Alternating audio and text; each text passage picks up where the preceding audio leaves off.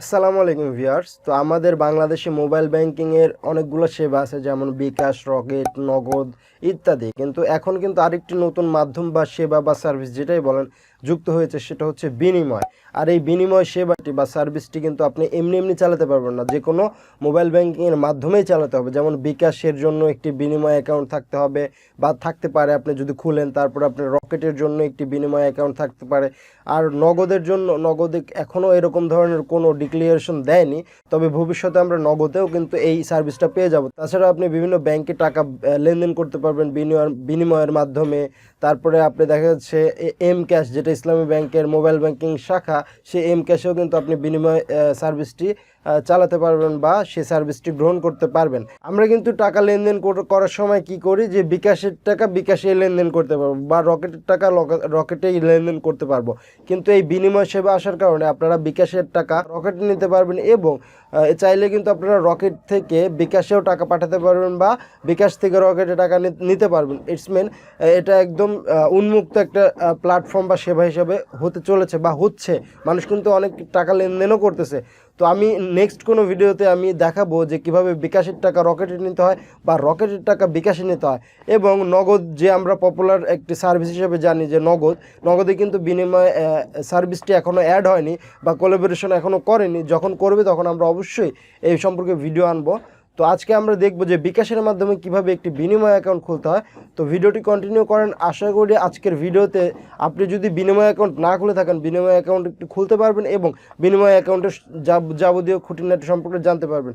তো ভিডিওটি শুরু করার আগে বলে নিতে চাই বন্ধুরা, আপনারা যদি আমার চ্যানেলে নতুন হয়ে থাকেন তাহলে অবশ্যই সাবস্ক্রাইব করে পাশে থাকবেন, এবং যদি ভিডিওটি ফেসবুক পেজে দেখে থাকেন তাহলে অবশ্যই পেজটি লাইক দিয়ে ফলো করে দিবেন, যাতে করে নতুন নতুন এরকম ইনফরমেটিভ ভিডিও সবার আগে আপনার কাছে পৌঁছে যায়। তো আমরা বাকি কথা এবং বাকি কাজগুলো মোবাইল স্ক্রিনে গিয়েই করব। তো চলুন আর বেশি কথা না বলে ভিডিওটি শুরু করা যাক। ওয়েলকাম ব্যাক ভিউয়ার্স, আমরা আমাদের মোবাইলে চলে আসলাম। মোবাইল আসার পরে আপনার bKash অ্যাপসটি যদি আপডেট না দিয়ে থাকেন তাহলে আপডেট দিয়ে দেবেন, কারণ bKash অ্যাপসে যে বিনিময় সার্ভিসটি আছে সেটা আপডেট দেওয়ার পরেই কিন্তু আমরা দেখতে পারি। তো আমরা আমাদের bKashে প্রবেশ করতেছি, আপনারা আপনাদের bKashে প্রবেশ করবেন। তো এখানে bKashে প্রবেশ করার পর আপনার পিনটা দিয়ে দিবেন, ঠিক আছে? আমার পিনটা আমি দিয়ে দিচ্ছি। তো পিনটা দেওয়া হয়ে গেলে আপনারা পরবর্তীতে ট্যাপ করবেন। ট্যাপ করার পরে তো bKashের ইন্টারফেসটা ওপেন হওয়ার পর আপনারা একটু নিচের দিকে আসবেন। একটু নিচের দিকে আসার পরে এখানে দেখতেছেন অন্যান্য সেবাসমূহের মধ্যেই কিন্তু আমরা নিচের দিকে লক্ষ্য করলে পাই কিন্তু বিনিময় নামে একটি সার্ভিস অ্যাড হয়েছে। তো এই বিনিময়টি আসলে আমরা আলোচনা করেছি ভিডিওর প্রথম দিকে। তো বিনিময়ে যদি আমরা ক্লিক করে দিই, তো এখানে বলতেছে যে আপনি এই নিয়ম ও শর্তাবলী মেনে পরবর্তী ধাপে এগিয়ে যাচ্ছেন। তো আপনারা যদি বিনিময় অ্যাকাউন্টের যে কী নিয়ম কানুন আছে, শর্তাবলী আছে, সেগুলো যদি পড়তে চান তাহলে নিয়ম ও শর্তাবলীতে ক্লিক করলে কিন্তু আপনারা সেই নিয়ম কানুনগুলো পড়তে পারবেন। তো এখান থেকে আমরা ঠিক আছে বাটনে ট্যাপ করে দিলাম, ঠিক আছে? তো ট্যাপ করে দেওয়ার পরে একটু অপেক্ষা করবেন। একটু অপেক্ষা করার পরে যে বিনিময়ে যে অ্যাকাউন্ট রেজিস্টার করতে হবে সেখানে কিন্তু আমাদের নিয়ে চলে আসলো। এখানে বলতেছেন রেজিস্টার টু বিনিময় উইথ ইয়োর bKash অ্যাকাউন্ট, মানে আমরা bKash অ্যাকাউন্টের মাধ্যমে বিনিময় অ্যাকাউন্ট রেজিস্টার করতেছি।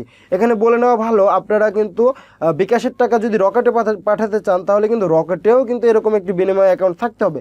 সেটা আমরা নেক্সট কোনো ভিডিওতে নিয়ে আসবো। আজকে শুধু আমরা bKashের মাধ্যমে যে বিনিময় অ্যাকাউন্ট এটা খুলতেছি, ঠিক আছে? তো আমরা রেজিস্টার নামে ক্লিক করলাম। রেজিস্টার নামে ক্লিক করার পরে এখানে দুইটি অপশন চাচ্ছে বা দুইটি মেন ইনফরমেশন চাচ্ছে। সেটা হচ্ছে ইমেল অ্যাড্রেস, মানে আপনার একটি ইমেল অ্যাড্রেস দিতে হবে। এখানে ইউজার আইডি, মানে আপনার ইউজার আইডি বলতে এটা কিভাবে কাজ করবে, আমরা কিন্তু bKash থেকে bKashে যদি টাকা পাঠাই তাহলে কিন্তু নাম্বারের মাধ্যমে টাকা পাঠিয়ে থাকি, আর ইউজার আইডির মাধ্যম দিয়েই কিন্তু আমরা বিনিময়ের যত ধরনের টাকা পয়সার লেনদেন আছে সব কিছু এই ইউজার আইডি দিয়েই আমরা লেনদেন করব। তো ইউজার আইডিটা যেটাই দেন আপনাদের সেটা কিন্তু মনে রাখতে হবে, না হলে আপনারা লিখে রাখবেন। আমার জিমেল অ্যাড্রেসটা বা ইমেল অ্যাড্রেসটা কিন্তু আমি দিয়ে দিলাম। তো এখানে ইউজার আইডিটা দিবেন এমনভাবে, মানে একটি ইউনিক ইউজার আইডি, যেটা আপনার কোনো বিনিময়ে ইউজার আইডির সাথে মিলবে না। তার মানে আমার নাম যেহেতু আরিফুল, তো আমি আমার নামে আরিফুল লেখার পরে হয়তো 2-4টা সংখ্যা অ্যাড করে দেবো, বা আরিফুল নামের প্রথমে কিছু সংখ্যা অ্যাড করে দেবো, দিয়ে তারপরে কিন্তু আমরা কনফার্মে ক্লিক করব। আমি যদি দেখেন এখানে যদি আমি লিখে দিই আরিফুল, ঠিক আছে? এখানে আরিফুল লিখে দিলাম ইউজার আইডিটা। আরিফুল লিখে দেওয়ার পরে যদি কনফার্মে আমি ক্লিক করি তাহলে দেখেন এখানে কিন্তু লিখতেছে সামথিং ওয়ান্ট রং, মানে এই ইউজার আইডিটা নিচ্ছে না। তার মানে এই ইউজার আইডি কিন্তু অলরেডি কেউ নিয়ে নিছে। তো আমি আমার নামের শেষে কিছু একটা যুক্ত করে দিচ্ছি, এটা আমি দেখাচ্ছি না, হাইড রাখতেছি, মানে সিকিউরিটি পারপাসে। তো নামের শেষে আমি কিছু সংখ্যা যুক্ত করে দিলাম, দেওয়ার পরে যদি কনফার্মে ক্লিক করি, তো কনফার্মে ক্লিক করার পরে এখন মনে হয় আমার এটা নিয়ে নেবে। দেখেন নিয়ে নিছে। এখানে প্লিজ ইন্টার ইউর বিনিময় পিন, ঠিক আছে। তো এখানে বিনিময়ের একটি পিন চাচ্ছে, এটা কিন্তু বিকাশের পিন না। তো আপনারা যদি বিকাশের পিন অনুযায়ী এখানে পিন দিতে চান তাহলে কিন্তু হবে না, এখানে 6 ডিজিটের পিন দিতে হবে। আর আমরা বিকাশে কিন্তু 5 ডিজিটের পিন দিয়ে থাকি। তো আপনারা এক কাজ করতে পারবেন যে বিকাশের যে 5টা পিন দেওয়া আছে সেই 5টা পিনের সাথে আর একটা সংখ্যা যুক্ত করে দিতে পারেন। তো আমি আমারটা দিয়ে দিচ্ছি, ঠিক আছে। তো এখানে আমি কিন্তু আমার পিনটা দিয়ে দিচ্ছি, বিনিময়ের পিন দেওয়ার পরে সাবমিটে ক্লিক করে দিলাম। সাবমিটে ক্লিক করে দেওয়ার পরে এখানে কিন্তু আমার দেখাচ্ছে congratulations your registration is successful. আমার কিন্তু বিনিময় অ্যাকাউন্ট রেজিস্টার করা হয়ে গেছে। তো এখন আমি go to back to bKash home এখানে যদি দেই তাহলে কিন্তু আমি আবার আমার বিকাশ হোম পেজে চলে আসলাম। তো বিকাশে আসার পরে এখন যদি আমি আবার বিনিময় অপশনটিতে যাই, এখান থেকে নিচে অন্যান্য সেবা সময়ে বিনিময়ে যদি ক্লিক করি, ঠিক আছে তে ক্লিক করে দিই।